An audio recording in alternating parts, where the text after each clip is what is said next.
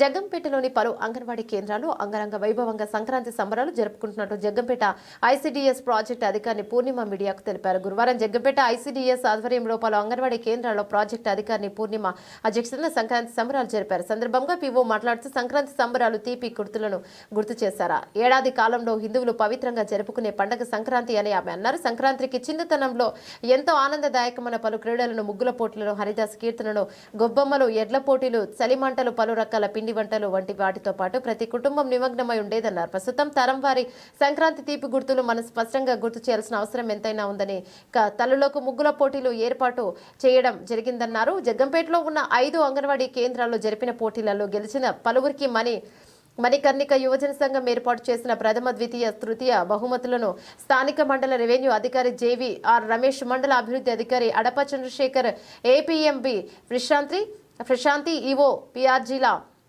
చేతుల మీదుగా అందచేయడం జరిగిందన్నారు. సంక్రాంతిని ప్రతి ఒక్కరూ ఎంతో అంగరంగ వైభవంగా జరుపుకోవాలని సందర్భంగా ఆమె నియోజకవర్గ ప్రజలకు సూచించారు.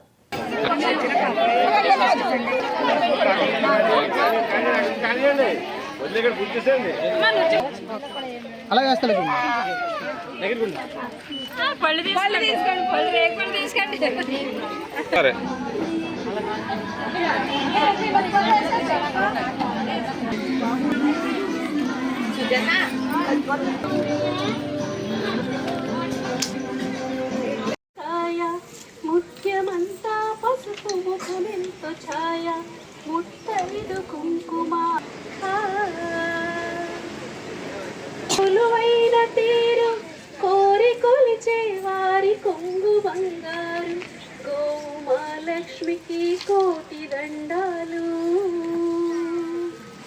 గోమాలక్ష్మికి కోటి దండాలు, కోరి ఐదు కుంకుమ బతుకంత ఛాయ. నమస్కారం అండి.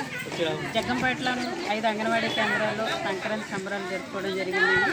అయితే చిన్నపిల్లలందరికీ అంటే మా ముందు తరాలు కానీ మా తరాలు కానీ సంక్రాంతి సంబరాలు చాలా చక్కగా చేసుకునేవాళ్ళము. నెలగంట పెట్టిన దగ్గర నుంచి సంక్రాంతి వరకు కూడా చక్కగా గొబ్బెమ్మలు, అలాగే హరిదాసు అందరూ వచ్చేవాళ్ళు. కానీ ఇప్పుడు పరిస్థితుల్లో ఏమవుతుందంటే ఈ చిన్నపిల్లలకి, ఈ జనరేషన్కి ఇవన్నీ తెలియట్లేదు.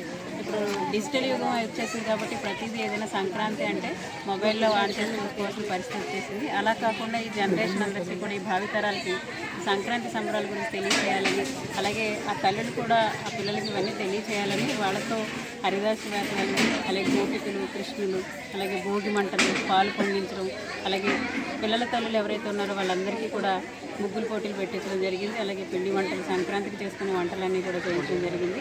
ఇందులో భాగంగానే మాకు మణికర్ణిక యువజన సంఘం టీం అంతా కూడా మాకు సహకరించి ఎవరైతే ముగ్గులు పెట్టారో వీరందరికీ కూడా వారు బహుమతులు ఇవ్వడం జరిగింది. ప్రోత్సాహ బహుమతులు ఇచ్చారు. నిజంగా ఇది చాలా అంగరంగ వైభవంగా జరిగింది మా అంగన్వాడీ కేంద్రంలో. మీడియా తరఫున యువజన సంఘం వారికి ధన్యవాదాలు.